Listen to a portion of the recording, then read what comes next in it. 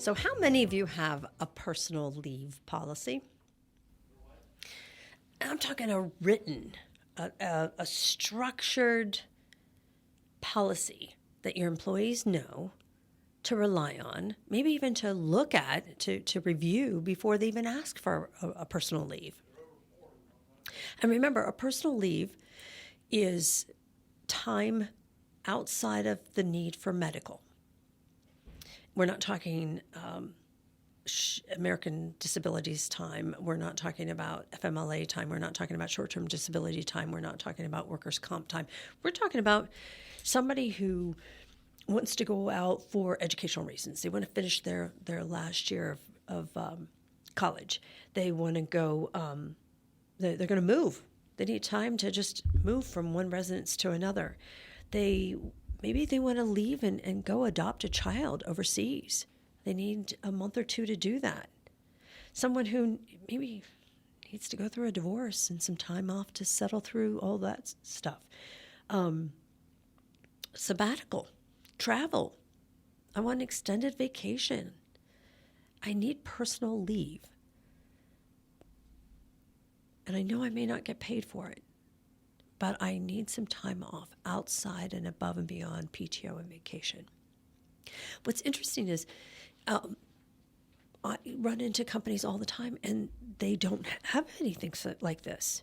And if they do, it's very vague. So what I thought we'd do today on the show is go through some of the content, some of the meat of what a personal leave policy should look like.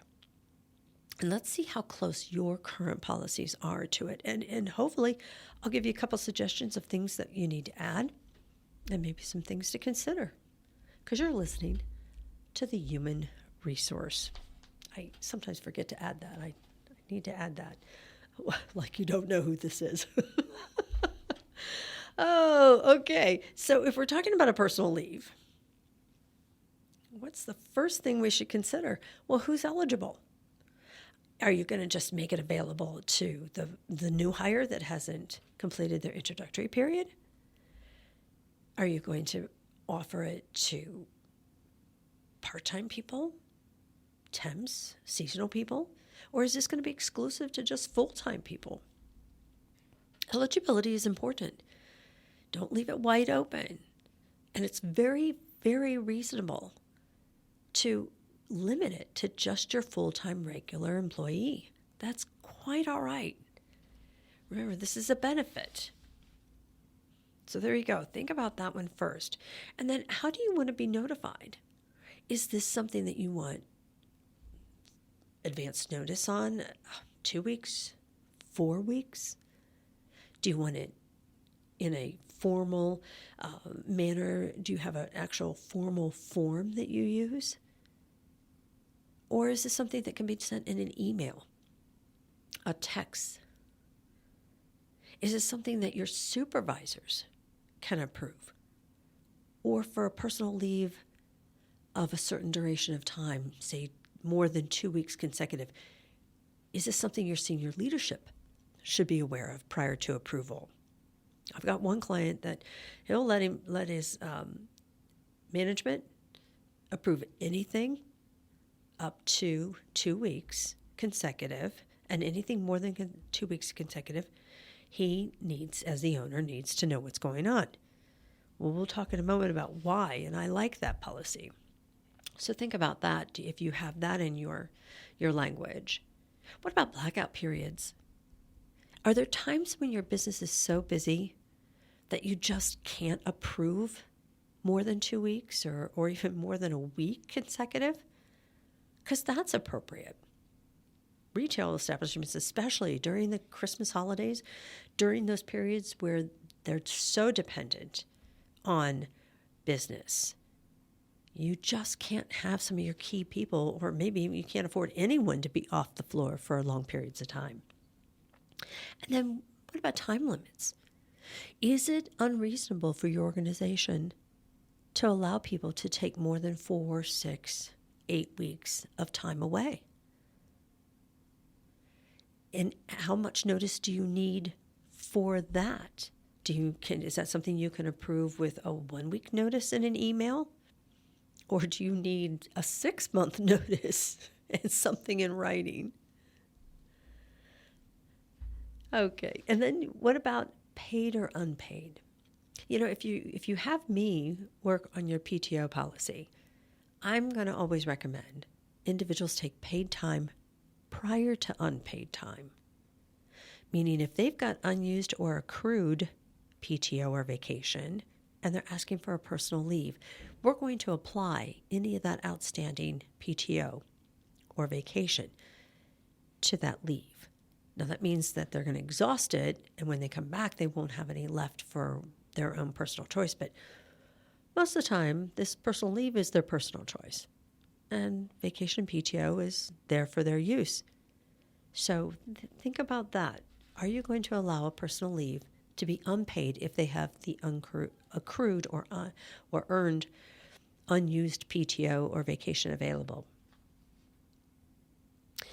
And then I always like to ask a company, are you going to require the employee to communicate with you at some point within this period of time? Let's say they go to another country to adopt a child and they need at least 6 weeks. Is it reasonable? And would it be helpful for that individual to just reach out, maybe nothing more than an email or a text, somewhere in that 4 to 5 week range, to say, hey, things are going as planned. We have all intentions of returning, and I should be back at work on this particular date. This is a good practice to have on medical leaves. Why not apply it to a personal leave of absence? Nothing unreasonable about it.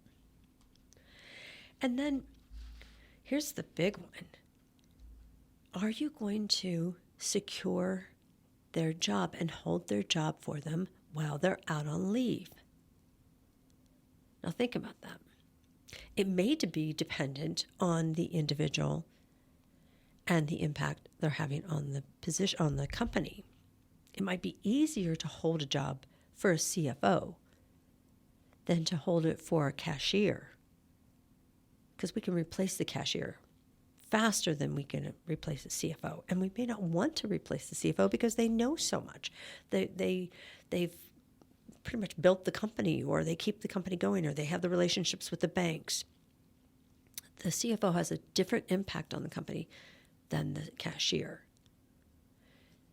And when you're talking personal leave, unless there's a state law stating otherwise, there may not be any requirements to secure that job.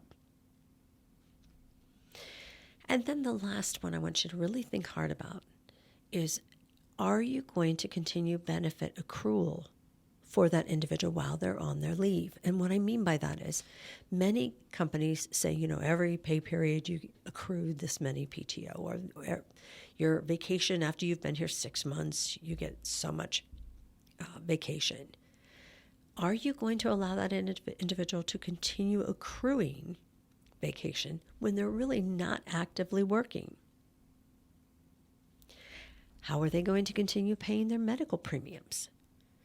If you have an employer contribution and there's a balance paid by the employee, and yet on an unpaid paid leave, there's no compensation transaction through payroll, how are you going to collect their side of the premium?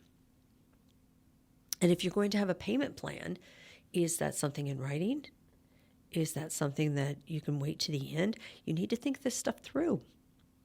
And I would highly recommend putting as much of this in writing as possible.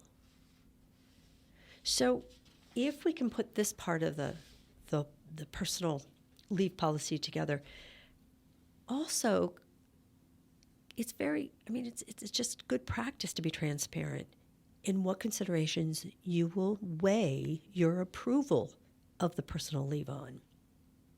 Think about it. The reason of the personal leave could certainly have a determining factor on whether you approve it or not. I want to go and adopt a child across the sea, or I need to take care of a parent who's terribly ill, and it's going to be a lengthy period, 6 to 8 weeks. versus the individual who says, hey, I just don't want to work for a while and I think I'm going to go backpack in Europe for a while. Is that a good enough reason to hold their job? Is that a good enough reason to keep them on payroll? Keep them on your benefit plan? I would also tell you to consider who the individual we're talking about is. Again, is it the CFO who has this very important job, who's a major decision maker for the company, versus the cashier, someone who comes in and works her hours and leaves, doesn't necessarily have the relationship with our vendors and our banks? Is it somebody who's been with the company for 30 years, who, without a doubt, you want to take care of because they've helped build the company, they've been a loyal employee, versus the person who's only been there for 9 months? That's a good criteria. That's very reasonable to think about in considering the approval of a long-term personal leave. What about the availability of how to fill that position? The CFO is going to be a little bit more, it's going to be a little bit more difficult, but I'll bet you your CPA can step in. I'll bet you your controller can. Maybe even the CEO can take care of things for the next 6 to 8 weeks until that gentleman gets back. But a cashier, we may just have to hire somebody. Hire a temp, hire a seasonal person to step in if you feel that it's a reason to let the employee take off a leave for 6 to 8 weeks. And not all personal leaves are that long. We know that, but you do get those requests every so often. And then use the performance. It is totally okay to tell somebody who wants 2 or 3 weeks of personal leave or an extended vacation to say, no, you're on a corrective action right now. Your attendance has been subpar. I'm not comfortable giving you extra time off. You need to be back here and you need to be working. That's okay. But are you using that as a part of your consideration? It's kind of like promoting somebody. Somebody who comes over and says, hey, I want to be promoted. I'm tired of working this job. I want to go over and work that job. But it just so happens they're on a performance evaluation, so you have the right to say, no, I'm not transferring a problem. You have an attendance issue or you've got a performance issue. No, I'm not going to promote you. I'm not going to transfer you. I'm not going to move you. Stay where you are. Knowing the reason for a personal leave, knowing what somebody's trying to accomplish, and then making all the considerations, weighing it up against the business needs. What impact is this going to have on our company? Can we afford to have this individual out? How long is too long? Those are good things to think about. But the most important thing about a personal leave is document, document, and document.